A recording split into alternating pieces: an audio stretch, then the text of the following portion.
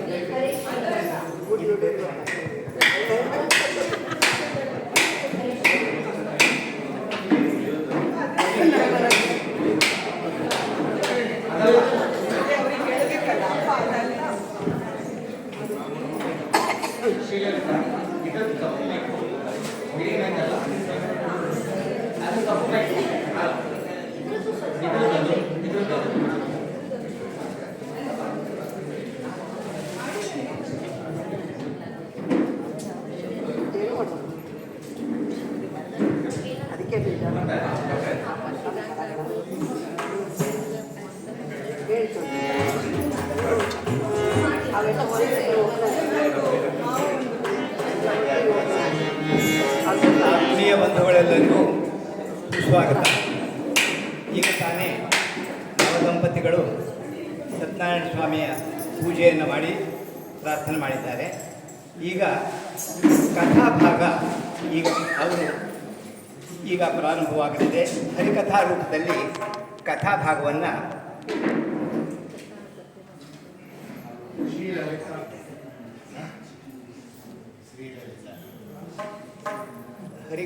ಅವರು ಈ ಹರಿಕಥೆ ಇದರಲ್ಲಿ ಪ್ರವೀಣರಾಗಿ ಈ ಕಲಿತಾನೂ ಇದ್ದಾರೆ, ಹೇಳ್ತಾನೂ ಇದ್ದಾರೆ.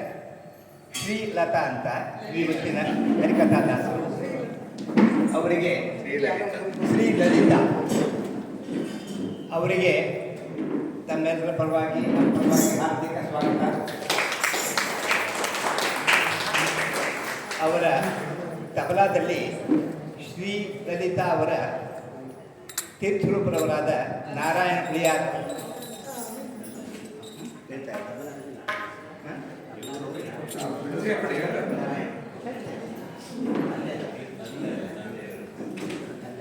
ತಬಲಾದಲ್ಲಿ ನಾರಾಯಣ ಪ್ರಿಯಾರ್ ಅವರು ಹಾಗೂ ಹಾರ್ಮೋನಿಯಂನಲ್ಲಿ ಶ್ರೀಹರಿ ಅವರ ತಮ್ಮ ಶ್ರೀಹರಿ ಇವತ್ತು ಅದನ್ನು ಸಾದರಪಡಿಸಿದ್ದಾರೆ.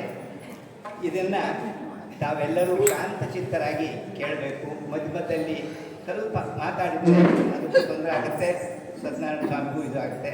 ಆದ್ದರಿಂದ ತಾವೆಲ್ಲರೂ ಸಹಕರಿಸಬೇಕಾಗಿ ಸವಿನಯ ಪ್ರಾರ್ಥನೆ. ಈಗ ಹರಿಕಥಾ ದಾಸರು ಕಥೆ ಪ್ರಾರಂಭ ಮಾಡುತ್ತಿದ್ದಾರೆ. ಕಥೆಯನ್ನು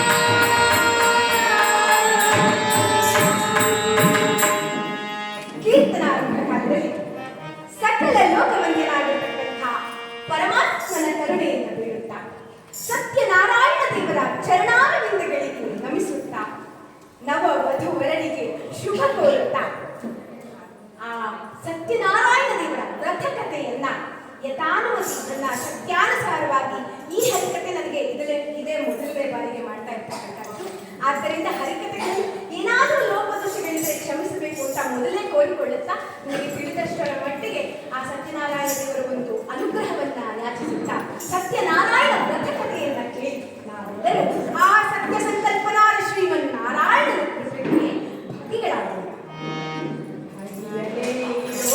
ನಮ್ಮ ಹರಿಯೇ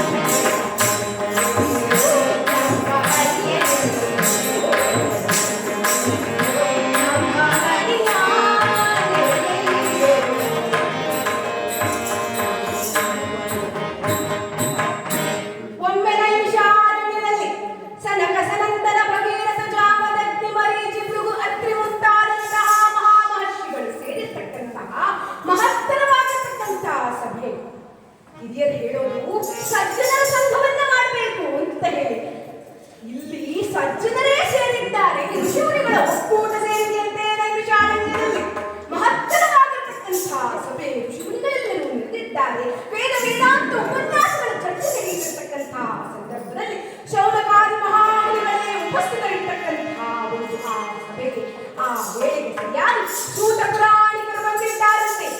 ಬಂದಂತಹ ಸೂತ ಮಹಾಮುನಿಗಳನ್ನ ಸತ್ಕರಿಸಿ ಉಚಿತಾಸನದ ಮೇಲೆ ಕೂರಿಸಿ ಪಾದ ಪೂಜೆಯಿಂದ ಮಾಡಿ ತೀರ್ಥ ಪ್ರೋಕ್ಷಣೆಯಿಂದ ಮಾಡಿಕೊಂಡಿದ್ದಾರಂತೆ. ಆ ಮಹಾಮುನಿಗಳ ಕೊಡಮುಟ್ಟು ಪಾದಾರವಿಂದ ಕೆಳಗಿ ಸೂತ ಪುರಾಣಿಕರ ಬಳಿ ಶೌನಕಾದಿಗಳು ಕೇಳ್ತಾ ಇದ್ದಾರಂತೆ. ಲೋಕ ಕಲ್ಯಾಣಾರ್ಥವಾಗಿ ಪ್ರಶ್ನೆ ಮಾಡ್ತಾ ಇದ್ದಾರೆ. ಯಾವುದೇ ರೀತಿಯ ಸ್ವಾರ್ಥವಿಲ್ಲ, ನನಗೇನಾದ್ರೂ ಆಗಬೇಕು, ನನ್ನ ಅಭೀಷ್ಟಗಳು ನೆರವೇರಬೇಕು ಅಂತಂದ್ರೆ ನಾನು ಏನ್ ಮಾಡಬೇಕು ಅಂತ ಕೇಳಲಿಲ್ಲ, ನಾನು ಮುಕ್ತಿಯನ್ನು ಪಡೆಯಬೇಕು ಅಂದ್ರೆ ಏನ್ ಮಾಡ್ಬೇಕು ಅಂತ ಕೇಳಿಲ್ಲ. ಸೂತ ಪುರಾಣಿಕರನ್ನ ಶೌನಕಾದಿಗಳು ಕೇಳ್ತಾ ಇದ್ದಾರಂತೆ. ಜನರು ಭೂಲೋಕದಲ್ಲಿ ಸಾಮಾನ್ಯ ಮನುಷ್ಯರು ಆ ಭಗವಂತನನ್ನ ಹೇಗೆ ಉಳಿಸ್ಕೊಳ್ಬೇಕು ಅಂತ ಗೊತ್ತಾಗ್ತಾ ಇಲ್ಲ, ದುಃಖದಲ್ಲಿ ಬಳಲ್ತಾ ಇದ್ದಾರೆ. ಆ ಭಗವಂತನನ್ನ ಹೇಗೆ ನೆನೆಯಬೇಕು, ಯಾವ ರೀತಿ ಜಪವನ್ನ ಮಾಡಬೇಕು, ತಪಸ್ಸನ್ನ ಮಾಡ್ಬೇಕಾ, ಧ್ಯಾನವನ್ನ ಮಾಡ್ಬೇಕಾ, ಯಾವ ಪೂಜೆಯನ್ನ ಮಾಡಬೇಕು, ನನ್ನ ಕಷ್ಟಗಳು, ದಾರಿದ್ರ್ಯಗಳು, ನಷ್ಟಗಳೆಲ್ಲವೂ ದೂರ ಆಗ್ಬೇಕು, ಅಭೀಷ್ಟಗಳು ನೆರವೇರಬೇಕಂದ್ರೆ ಏನ್ ಮಾಡ್ಬೇಕು ಸ್ವಾಮಿ, ಸಾಮಾನ್ಯ ಜನರಿಗೆ ನೀವು ತಿಳಿಸಿಕೊಡಬೇಕು ಅಂತ ಕೇಳಿದಾಗ ಸೂತ ಮಹಾಪುರಾಣಿಕರು ಶೌನಕಾದಿಗಳನ್ನ ಹೊಗಳುತ್ತಾ, ನೀವು ಲೋಕ ಕಲ್ಯಾಣಾರ್ಥವಾಗಿ ಜನರಿಗೋಸ್ಕರವಾಗಿ ಯಾವುದೇ ಸ್ವಾರ್ಥವಿಲ್ಲದೆ ನಿಸ್ವಾರ್ಥತೆಯಿಂದ ಈ ಪ್ರಶ್ನೆಯನ್ನ ಕೇಳ್ತಾ ಇದ್ದೀರಾ. ಇದೇ ಪ್ರಶ್ನೆಯನ್ನ ಇಂದವರು ಮಹಾಮುನಿಗಳಾಗಿರ್ತಕ್ಕಂಥ ನಾರದ ಮಹರ್ಷಿಗಳು ಏಕದಾ ನಾರದ ಮುನಿಯೋಗೆ ನಾರದ ಮುನಿಗಳು ಏನು ಮಾಡಿದ್ರು ಅಂತಂದ್ರೆ ಶ್ರೀಮನ್ನಾರಾಯಣನ ಕುರಿತು ಪರ ಆಕಾಂಕ್ಷೆಯ ಅಂದ್ರೆ ಪರರ ಆಕಾಂಕ್ಷೆಯಿಂದ ಈಡೇರಿಸುವುದಕ್ಕೋಸ್ಕರವಾಗಿ ಪರರ ಆಕಾಂಕ್ಷೆಗಳು ನೆರವೇರಬೇಕು ಅಂತಂದ್ರೆ ಶ್ರೀಮನ್ನಾರಾಯಣನ ಕುರಿತು ನಾರದ ಮಹರ್ಷಿಗಳು ಪರ್ಯಟನೆಯಿಂದ ಮಾಡ್ತಾ ಇರ್ಬೇಕಾದ್ರೆ ಪರ್ಯಟನ್ ವಿವಿಧಾನ್ ದೇಶಾನ್ ಮಧ್ಯಲೋಕಂ ಉಪಾಗತಂ. ಮಧ್ಯಲೋಕ ಅಂದ್ರೆ ಭೂಲೋಕ, ವಿವಿಧ ಲೋಕಗಳನ್ನ ಸುತ್ತುತ್ತಾ ಭೂಲೋಕದಲ್ಲಿ ಕಲಿಕಾಲದಲ್ಲಿ ನಡೀತಾ ಇರ್ತಕ್ಕಂತಹ ಕೃತ್ಯಗಳನ್ನೆಲ್ಲ ನೋಡಿ ಜನರಿಗೆ ಮಾರ್ಗದರ್ಶನವನ್ನ ತೋರುವವರೇ ಇಲ್ಲ, ಸತ್ಯ ಮಾರ್ಗದಲ್ಲಿ ನಡೆಯುವವರಿಲ್ಲ, ಜನರು ದಿಕ್ಕಾಪಾಲಾಗಿದ್ದಾರೆ, ಏನೂ ಯೋಚನೆ ಧೃತಿಗೆಟ್ಟು ನಿಂತಿದ್ದಾರೆ, ಏನು ಮಾಡಬೇಕು, ಇವರಿಗೊಂದು ದಾರಿಯನ್ನು ತೋರಬೇಕು ಅಂತ ಹೇಳಿ ನಾರದ ಮಹಾಮುನಿಗಳು ಶ್ರೀಮನ್ನಾರಾಯಣನ ಕುರಿತು ಪ್ರಶ್ನೆ ಮಾಡ್ತಾರಂತೆ. ಅನುಭವದಿ ಕಟ್ಟಲೆಗೊಳ್ಳುವಲೆ ಅಂಜುತ್ತಲೆನು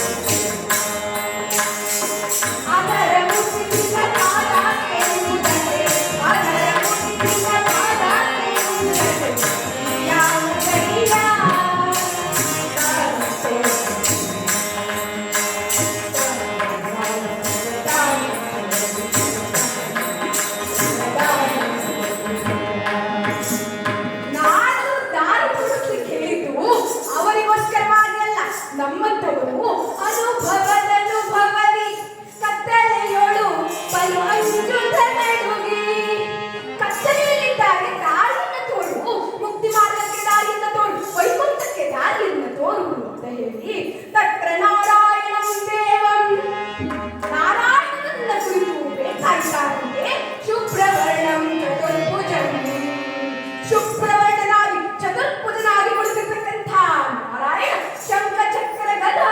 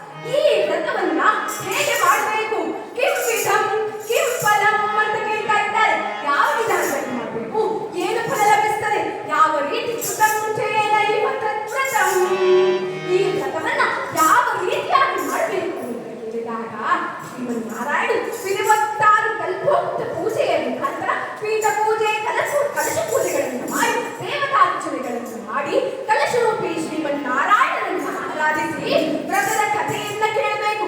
ನೈವೇದ್ಯಕ್ಕೆ ಒಂದು ಕಾಲು ರವೆ ಅಥವಾ ಗೋಧಿ ಹಿಟ್ಟು, ಗೋಧಿ ನುಚ್ಚು ಅಂತ ಹೇಳ್ತಾರೆ. ಗೋಧಿ ನುಚ್ಚು ಇಲ್ಲ ಅಂತಂದ್ರೆ ಅಕ್ಕಿ ನುಚ್ಚಿನಿಂದಲೂ ಸಹ ಮಾಡಬಹುದು. ಬೆಲ್ಲ, ಬಾಳೆಹಣ್ಣು, ಸಕ್ಕರೆ ಅಥವಾ ಬೆಲ್ಲ, ಬಾಳೆಹಣ್ಣು ಈ ರೀತಿ ನೈವೇದ್ಯಕ್ಕೆ ಸಪಾದವೆಂಬ ಭಕ್ಷ್ಯವನ್ನ ತಯಾರು ಮಾಡಬೇಕು ಅಂತ ಹೇಳಿದ್ದಾರಂತೆ. ಶ್ರೀಮನ್ನಾರಾಯಣ ದೇವರೇ ಅಪ್ಪಣೆಯನ್ನಿಟ್ಟಿದ್ದಾರೆ. ಈ ವ್ರತಕ್ಕೆ ಸತ್ಯನಾರಾಯಣ ವ್ರತ ಯಾಕೆ ಇರ್ತಂದ್ರೆ, ನಾರಾಯಣ ವ್ರತ ಅನುಭವ ಇರುತ್ತಲ್ಲ ಅಂತಂದ್ರೆ ಇದು ವ್ರತ, ಪೂಜೆ ಅಲ್ಲ. ಸಾಮಾನ್ಯವಾಗಿ ಪೂಜೆ ಅಂತಂದ್ರೆ ನಾನು ಇವತ್ತು ಮಾಡಿ ಪೂಜೆಯನ್ನು ಮುಗಿಸ್ತೇನೆ ಅಂತ. ಏಕಾದಶಿ ವ್ರತ 15 ದಿನಕ್ಕೊಮ್ಮೆ ಆ ವ್ರತವನ್ನು ಆಚರಣೆ ಮಾಡಬೇಕು. ಪ್ರತಿ ಏಕಾದಶಿ ಬಂದಾಗ ಉಪವಾಸ ವ್ರತವನ್ನು ಮಾಡಬೇಕು. ಯಾವ ವ್ರತ 4 ವರ್ಷಗಳ ಕಾಲ ಮಾಡಬಹುದು, ಪ್ರತಿ ಹುಣ್ಣಿಮೆಗೆ ಮಾಡಬಹುದು, ಯಾವ ಕಾಲಕ್ಕಾದರೂ ಮಾಡಬಹುದು, ಸಂಧ್ಯಾ ಕಾಲಕ್ಕೆ ಮಾಡಬಹುದು, ಬೆಳಗಿನ ಜಾವದಲ್ಲಿ ಮಾಡಬಹುದು. ಯಾವ ವಿಧದಲ್ಲಿ ಯಾವ ಹೊತ್ತಿನಲ್ಲಾದರೂ ಸುಲಭವಾಗಿ ಒಂದು ಕಲಶವನ್ನು ಪ್ರತಿಷ್ಠಾಪಿಸಿ ನಾರಾಯಣನನ್ನು ಶ್ರದ್ಧಾ ಭಕ್ತಿಗಳಿಂದ ಪತ್ರಂ ಪುಷ್ಪಂ ಫಲಂ ತೋಯಂ ಅಂತ ಹೇಳಿ ಶ್ರೀಕೃಷ್ಣನೇ ಭಗವದ್ಗೀತೆಯಲ್ಲಿ ಹೇಳಿರುವಂತೆ ಸಿಕ್ಕಿದ್ದರಲ್ಲಿ ಆ ಭಗವಂತನಿಗೆ ಅರ್ಚನೆ, ವಂದನೆ, ಪೂಜೆಯನ್ನು ಮಾಡಿ ಸತ್ಯ ಸಂಕಲ್ಪವಿರಬೇಕು. ಈ ವ್ರತದ ಸಂಕಲ್ಪವನ್ನ ಮಾಡಿದ್ರೆ ನಾನು ಸತ್ಯನಾರಾಯಣ ದೇವರ ವ್ರತವನ್ನು ಮಾಡುತ್ತೇನೆ ಎಂದು ಸಂಕಲ್ಪಿಸಿದರೆ ಸತ್ಯವನ್ನೇ ನುಡಿಯಬೇಕು. ಆದ್ದರಿಂದಲೇ ಇದು ಸತ್ಯನಾರಾಯಣ ವ್ರತ. ಇನ್ನು ಸಪಾದ ವರ್ಷದ ವಿಷಯಕ್ಕೆ ಬರುವುದಾದರೆ 1 ಲೋಟ ರವೆಯನ್ನು ಬಳಸಿ 1 ಲೋಟ ಬಾಳೆಹಣ್ಣು ಅಂತ ಹೇಳಬಹುದಿತ್ತಲ್ಲ. 1 ಕಾಲು ಪಾದ. ಪಾದ ಅಂತಂದ್ರೆ ಭಗವಂತನ ಪಾದ. ಪಾದದಿಂದ ಪಾದದಿಂದ ಕೂಡಿರ್ತಕ್ಕಂಥದ್ದು ಆ ಪ್ರಸಾದ ಸಪಾದ ಭಕ್ಷ್ಯ ಅಂತ ಹೇಳ್ತಾರೆ. ಸಂಸ್ಕೃತದಲ್ಲಿ ಕಾಲು ಭಾಗಕ್ಕೆ ಪಾದ ಅಂತ ಹೇಳ್ತಾರೆ. ಆದ್ದರಿಂದಲೇ 1 ಕಾಲು ಮತ್ತು ಅದರ ಒಂದು ಕಾಲು 2 ಬಾರಿ 3 ಬಾರಿ ಎಷ್ಟು ಪ್ರಮಾಣ ಬೇಕು ಅಷ್ಟರ ಪ್ರಮಾಣದಲ್ಲಿ ಮಾಡಿಕೊಳ್ಳಬಹುದು. ಆದ್ದರಿಂದಲೇ ಸಪಾದ ಭಕ್ಷ್ಯಕ್ಕೆ 1 ಕಾಲು ಭಾಗದಂತೆ ಹಾಕಬೇಕು ಅಂತ ಹೇಳಿ ಸಪಾದ ಭಕ್ಷ್ಯವನ್ನು ಮಾಡಬೇಕು ಅಂತ ಹೇಳಿ ಭಗವದ್ ಆಜ್ಞೆಯಾಗಿದೆ. ಇದೇ ಮಾತನ್ನ ಸೂತ ಪುರಾಣಿಕರು ನಾರದರಿಗೆ ಶ್ರೀಮನ್ನಾರಾಯಣನೇ ಹೇಳಿರ್ತಕ್ಕಂತಹ ಮಹತ್ತರವಾದ ವ್ರತ ಯಾವುದು ಅಂದರೆ ಅದೇ ಶ್ರೀ ಸತ್ಯನಾರಾಯಣ ಸ್ವಾಮಿಯ ವ್ರತ. ಶ್ರೀ ಸ್ಕಾಂದ ಪುರಾಣೀಯ ದೇವಾಕಾಂಡೆ ಪ್ರಥಮೋಧ್ಯಾಯ.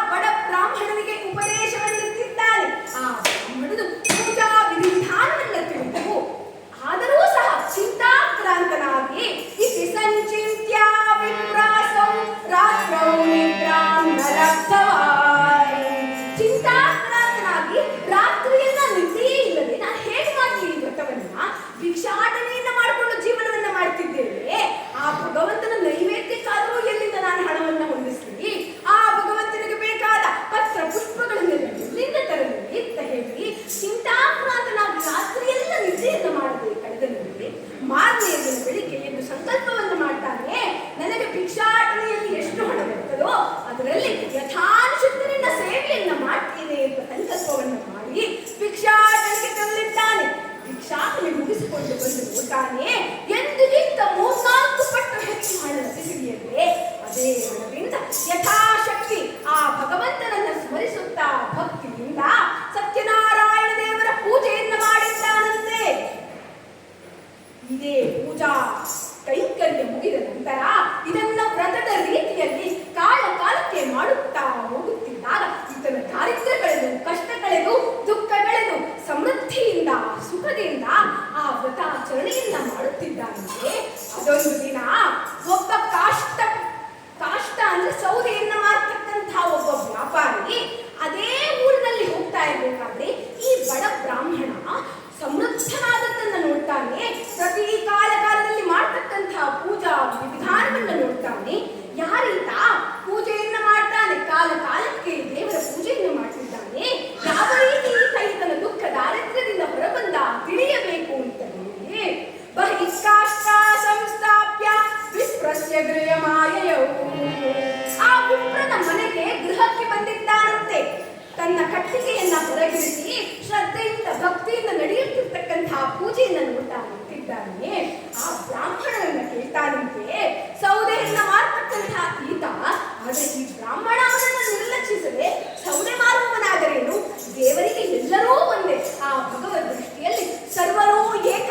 ಅವನೂ ಸಹ ಈ ಪೂಜೆಯನ್ನು ಮಾಡಬಹುದು ಅಂತ ಹೇಳಿ ಪೂಜಾ ವಿಧಾನವನ್ನು ತಿಳಿಸಿ ಬ್ರಾಹ್ಮಣನಿಗೆ ಸದ್ಬ್ರಾಹ್ಮಣರೊಂದಿಗೆ, ಸಜ್ಜನರೊಂದಿಗೆ, ಬಂಧು ಮಿತ್ರರೊಂದಿಗೆ ನಿನಗೆ ಆದಷ್ಟರ ಮಟ್ಟಿಗೆ ಯಥಾನುಶಕ್ತಿ ಭಗವತ್ ಸಂಕಲ್ಪವನ್ನು ಮಾಡಿ ಪೂಜೆಯನ್ನು ಮಾಡು. ಜಪವೊಂದರಿಯೇನೋ ತಪವೊಂದರಿಯೇ ಉಪದೇಶವಿಲ್ಲವೆನಬೇಡ ಜಾನಕಿ ವಲ್ಲಭ ದಶರಥ ನಂದನ ಜಾನಕಿ ವಲ್ಲಭ ದಶರಥ ನಂದನ ಜಯ ರಘುನಾಥನ ನಿರ್ಮಲವೇ ಕಲಿಯುಗದೊಳು ಹರಿ ನಾಮವೇ ಸುರಕೋಟಿಗಳು ಉತ್ತರಿಸುವವೋ ಜಪವಂತರಿಗೆ ತಪವಂತರಿಗೆ ಉಪದೇಶವಿಲ್ಲೆಂದೆನಬೇಡ. ನನಗೆ ಜಪ ಮಾಡ್ಲಿಕ್ಕೆ ಬರೋದಿಲ್ಲ, ತಪಸ್ಸು ಮಾಡ್ಲಿಕ್ಕೆ ಬರೋದಿಲ್ಲ, ಯಾವ ರೀತಿ ಮಾಡಬೇಕು ಗೊತ್ತಿಲ್ಲ ಅಂತ ಹೇಳಬೇಡ. ಭಕ್ತಿಯಿಂದ ಪೂಜೆಯನ್ನು ಮಾಡು. ಪೂಜೆ ಮಾಡ್ತೀನಿ ಅಂತ ಸಂಕಲ್ಪವನ್ನು ಮಾಡು. ಸಂಕಲ್ಪವೊಂದಿದ್ದರೆ ಸಾಕು, ಆ ಭಗವಂತ ಅದನ್ನು ಸಾಕಾರಗೊಳಿಸ್ತಾನೆ ಅಂತ ಹೇಳುವುದಕ್ಕೆ ಇವರಿಬ್ಬರ ಈ ಬ್ರಾಹ್ಮಣನ ಸಂಕಲ್ಪ ನೋಡಿ, ಅವನು ಭಿಕ್ಷಾಟನೆಯಿಂದ ಜೀವನವನ್ನು ಮಾಡ್ತಿದ್ದ, ಸಂಕಲ್ಪವನ್ನು ಮಾಡಿದ, ಅದಕ್ಕೆ ಬೇಕಾದಂತಹ ದ್ರವ್ಯಗಳೆಲ್ಲ ಒದಗಿ ಬಂದು ಅದೇ ರೀತಿ ಕಾಷ್ಟವನ್ನು ಮಾರತಕ್ಕಂತಹ ಸಂಕಲ್ಪವನ್ನು ಮಾಡುತ್ತಿದ್ದೆ. ನಾನಿವತ್ತು ಸೌದೆ ಮಾರದ ದುಡ್ಡು ಎಷ್ಟು ಬರ್ತದೋ ಅಷ್ಟರಲ್ಲಿ ಯಥಾನುಶಕ್ತಿ ಆ ಭಗವಂತನ ಪೂಜೆಯನ್ನು ಮಾಡ್ತೀನಿ, ಸತ್ಯನಾರಾಯಣ ದೇವರ ವ್ರತವನ್ನು ಆಚರಿಸ್ತೇನೆ ಅಂತ ಸಂಕಲ್ಪ ಮಾಡಿ ತನ್ನ ವ್ಯಾಪಾರಕ್ಕೆ ತೆರಳಿದ್ದಾನೆ. ನನಗೆ 4ರಷ್ಟು ಯಾವ ದಿನನಿತ್ಯ ಮಾರಾಟ ಮಾಡಿದರೆ ಎಷ್ಟು ಹಣ ಬರ್ತದೋ ಅದರಿಂದ 4 ಪಟ್ಟು ಹೆಚ್ಚು ಹಣ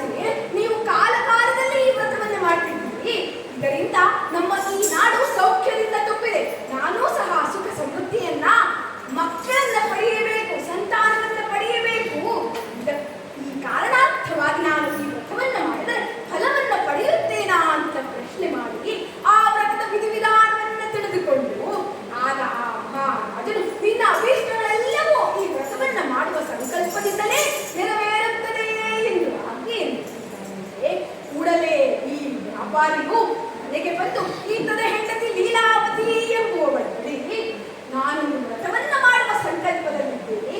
ನಮಗೇನಾದರೂ ಮಕ್ಕಳಾದರೆ, ಸಂತಾನ ಪ್ರಾಪ್ತಿಯಾದರೆ ಸತ್ಯನಾರಾಯಣ ದೇವರ ವ್ರತವನ್ನು ಆಚರಿಸುತ್ತೇನೆ, ಸತ್ಯನಾರಾಯಣ ದೇವರ ಪೂಜೆಯನ್ನು ಮಾಡಿಸುತ್ತೇನೆ ಅಂತ ಹೇಳಿ ಸಂಕಲ್ಪವನ್ನ ಮಾಡಿದ್ದಾರಂತೆ.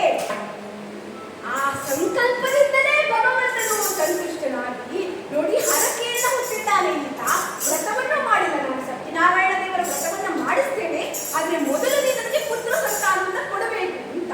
ನೋಡಿ ನಮಗೆಲ್ಲ ಈಗಿನ ಕಾಲದಲ್ಲಿ ಭಕ್ತಿ ಯಾವ ರೀತಿ ಇರ್ತದೆ ಅಂತ, ಶ್ರದ್ಧಾ ಭಕ್ತಿ ಅನ್ನೋದು ನಮ್ಮಲ್ಲಿ ಯಾವ ಮಟ್ಟಿಗೆ ಎಷ್ಟರ ಮಟ್ಟಿಗೆ ಆಗಿದೆ ಅಂತಂದ್ರೆ, ಹೀಗೆ ಒಬ್ಬ ಮಹಾನ್ ದೈವ ಭಕ್ತ ಅಂತ ತೋರಿಸ್ಕೊಳ್ತಿದ್ದ ದೇವಸ್ಥಾನಕ್ಕೆ ಬರೋದು, ನಾಮಾಕ್ಷತೆ ಗಂಧ ತಿಲಕಗಳನ್ನ ಹಾಕೊಳ್ಳೋದು, ನೂರಾರು ಪ್ರದಕ್ಷಿಣೆಗಳನ್ನ ಮಾಡೋದು, 12 ಸುತ್ತು ಹಾಕೋದು, ಬಸ್ಕಿ ಹೊಡೆಯೋದು ಎಲ್ಲ ಮಾಡಿಕೊಂಡು ಕೊನೆಗೆ ಒಳಗಡೆ ಯಾವುದೇ ಅಂತ ಕೇಳ್ತೀವಿ. ಅಂತಹ ಭಕ್ತರು ತುಂಬಿರ್ತಕ್ಕಂತಹ ಡಂಬಾಚಾರಕ್ಕೆ ತೋರ್ಪಡಿಕೆಗೆ ಭಕ್ತಿಯನ್ನು ಮಾಡ್ತಕ್ಕಂಥವ್ರಿಗೆ ಒಂದ್ಸಲ ಹೀಗೆ ಒಬ್ಬ ಭಿಕ್ಷುಕ ದೇವಸ್ಥಾನದ ಮುಂದೆ ಕೂತಿರ್ತಾನೆ. ನಿತ್ಯ ಭಿಕ್ಷಾಟನೆಯನ್ನ ಮಾಡ್ತಿದ್ದ.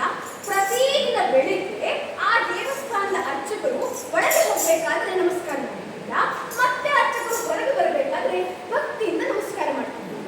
ಇದನ್ನ ನಿತ್ಯ ನೋಡ್ತಾ ಇದ್ದಂತಹ ಅರ್ಚಕರು ಈತನನ್ನ ಕರೆದು ಕೇಳಿದಂತೆ, ಏನಪ್ಪಾ ನಿನಗೆ ನನ್ನ ಮೇಲೆ ಅಷ್ಟೊಂದು ಗೌರವನ, ಅಷ್ಟೊಂದು ಭಕ್ತಿನ, ನಿತ್ಯದಲ್ಲಿ ಒಂದು ದಿನವೂ ಬಿಡದೆ ಭಕ್ತಿಯಿಂದ ನಾನು ಹೋಗ್ಬೇಕಾದ್ರೆ ಬರಬೇಕಾದ್ರೆ ನಮಸ್ಕಾರವನ್ನ ಮಾಡ್ತೀಯಲ್ಲಪ್ಪ ಅಂತ ಪ್ರಶ್ನೆಯನ್ನ ಮಾಡಿದ್ರೆ ಇವ್ರು ಹೇಳ್ತಾನಂತೆ, ನೋಡೇ ಅರ್ಚಕರೇ, ನಾನು ನಮಸ್ಕಾರ ಮಾಡೋದಿದೆಯಲ್ಲ ಅದು ನಿಮಗಲ್ಲ, ಮತ್ತಿನ್ಯಾರಿಗೆ? ನೀವು ಒಳಗಡೆ ಹೋಗ್ಬೇಕಾದ್ರೆ ಒಳಗಿರ್ತಕ್ಕಂಥ ದೇವರು ಹೊರಗೆ ಹೋಗ್ತಾನೆ, ಆದ್ರೆ ನೀವು ಹೊರಗೆ ಬರ್ಬೇಕಾದ್ರೆ ಹೊರಗಿದ್ದಂಥ ದೇವರು ಒಳಗೆ ಹೋಗ್ತಾನೆ. ಆ ಭಗವಂತನಿಗೆ ನಮಸ್ಕಾರವನ್ನ ಮಾಡ್ತೀನಿ ಅಂತ ಹೇಳ್ತಾರೆ. ಅಂದ್ರೆ ಈಗಿನ ಕಾಲದಲ್ಲಿ ಭಕ್ತಿ ಆ ಮಟ್ಟಕ್ಕೆ ಹೋಗಿದೆ ಅಂತ ಹೇಳಿ ಯಾರೋ ಮಾಡ್ತಿದ್ದಾರೆ ಪೂಜೆಯನ್ನು, ಹೊಟ್ಟೆ ಕಿಚ್ಚಿಗಾಗಿ ಪೂಜೆಯನ್ನ ಮಾಡೋದು ಕೆಲವರು, ಇನ್ನು ಕೆಲವರು ತೋರಿಸ್ಕೊಳ್ಬೇಕು ಅಂತ ಹೇಳಿ ವಿಜೃಂಭಣೆಯಿಂದ ಸೀರಿಯಲ್ ಹಾಕಿಸ್ತಾರೆ, ಏನೇನೋ ಮಾಡ್ತಾರೆ. ನಾನು ಕಣ್ಣಾರೆ ಕಂಡಂತಹ ಒಂದು ಸತ್ಯನಾರಾಯಣ ಪೂಜೆ ಘಟನೆಯನ್ನ ಹೇಳೋದಾದ್ರೆ, ನನ್ನ ಸ್ನೇಹಿತೆ ಒಬ್ಬಳ ಮನೆಯಲ್ಲಿ ಅವರಿಗೆ ಕೆಲಸ ಸಿಕ್ಕರೆ ಸತ್ಯನಾರಾಯಣ ಪೂಜೆಯನ್ನ ಮಾಡಿಸ್ತೇನೆ ಅಂತ ಸಂಕಲ್ಪ ಮಾಡಿದ್ಲು. ಅವಳು ಸಂಕಲ್ಪ ಮಾಡಿ ಕೆಲವು ದಿನದಲ್ಲಿ ಅವಳಿಗೆ ಅದು ಲಭಿಸಿತು, ಕೆಲಸ ಒಳ್ಳೆ ಕೆಲಸ ಸಿಕ್ತು. ಮನೆಯಲ್ಲಿ ಸತ್ಯನಾರಾಯಣ ಪೂಜೆ ನಾನು ಹೋಗಿದ್ದೇನೆ, ಇಲ್ಲಿ ನೋಡಿ ನನಗೆ ಬಹಳ ಸಂತೋಷ ಆಯ್ತು. ಯಾವ ರೀತಿ ಕಲ್ಪೋಕ್ತ ಪೂಜೆ, ಅರ್ಚನೆ ಎಲ್ಲವನ್ನ ಕ್ರಮಬದ್ಧವಾಗಿ ಮಾಡ್ತಿದ್ರು ಅಂತ.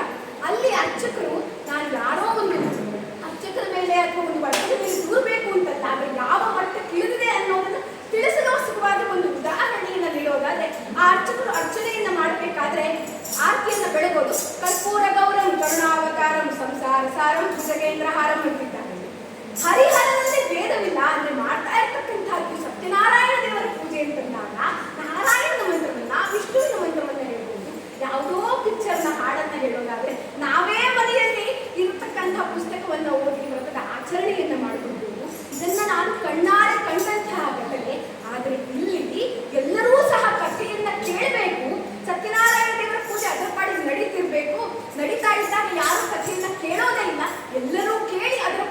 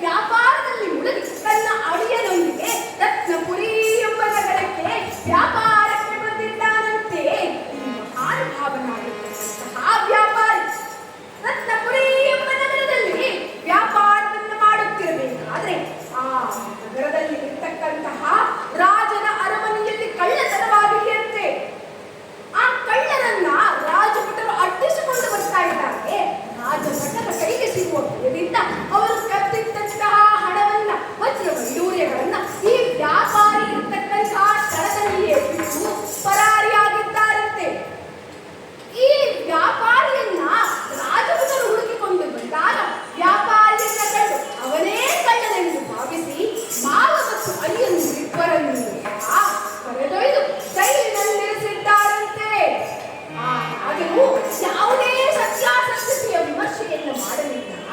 ಸತ್ಯನಾರಾಯಣನ ಸಂಕಲ್ಪ ಕ್ರುದ್ಧನಾಗಿದ್ದಾನೆ, ಕೋಪಗೊಂಡಿದ್ದಾನೆ. ಸಾಮಾನ್ಯವಾಗಿ ತಂದೆ ತಾಯಿ ಮಕ್ಕಳ ಮೇಲೆ ಕೋಪ ಮಾಡಿಕೊಳ್ತಾರೆ.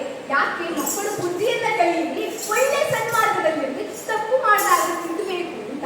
ಅದೇ ರೀತಿ ಆ ಪರಮಾತ್ಮ ಕರುಣಾಮಯನಾಗಿದ್ದರೂ ಇಂಥ ವ್ರತದ ಆಚರಣೆಯಿಂದ ಮರೆತಿರುವ ಕಾರಣ ಅವನಿಗೆ ಪಾಠವನ್ನು ಕಲಿಸಲು ಸುಲಭವಾಗಿ, ಸನ್ಮಾರ್ಗದಲ್ಲಿ ತರಲು ಸುಲಭವಾಗಿ ಈತನ ಮೇಲೆ ಕ್ರುದ್ಧನಾಗಿದ್ದಾನಂತೆ ಭಗವಂತ.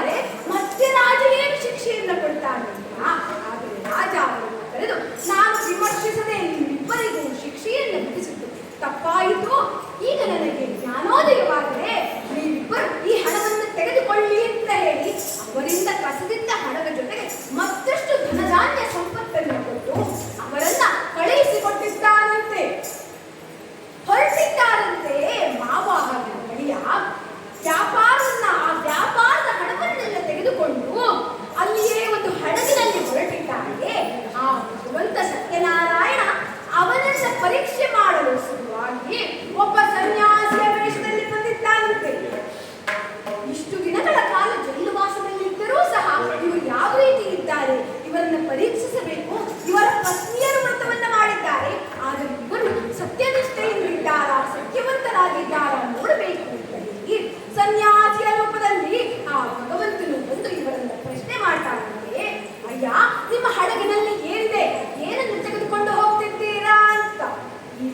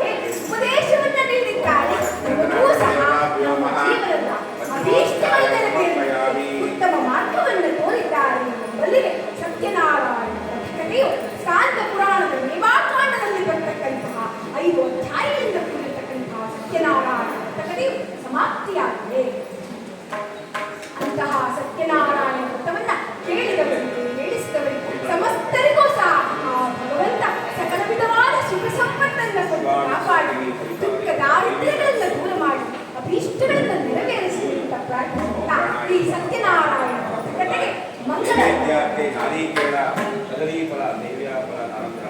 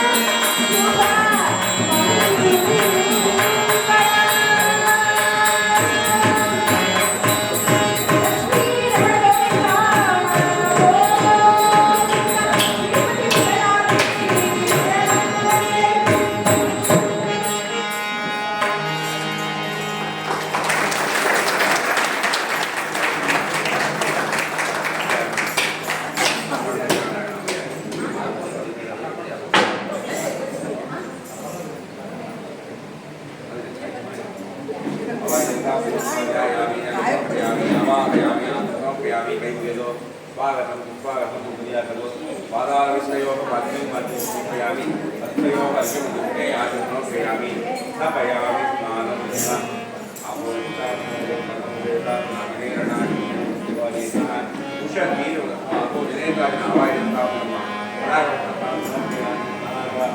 समर्पयामि अवालक्ष्मी रत्नार्थे अक्षतां समर्पयामि श्रीनिराकरणार्थे अक्षतां समर्पयामि दिव्य परिमलप्रदां धारयामि लक्ष्मीप्रीत सत्यनारायण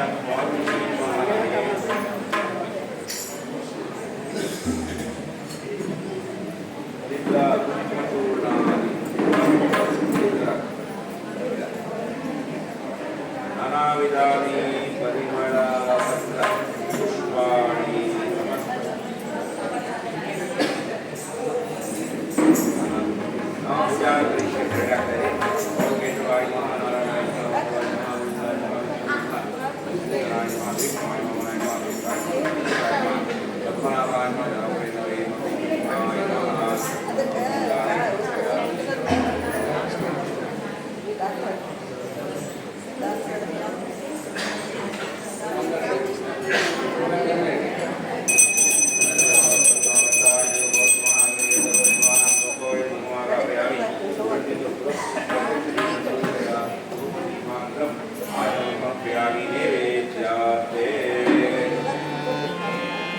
ಇದೆಲ್ಲ ಬಾಗುತ್ತದೆ ನೋಡಿ.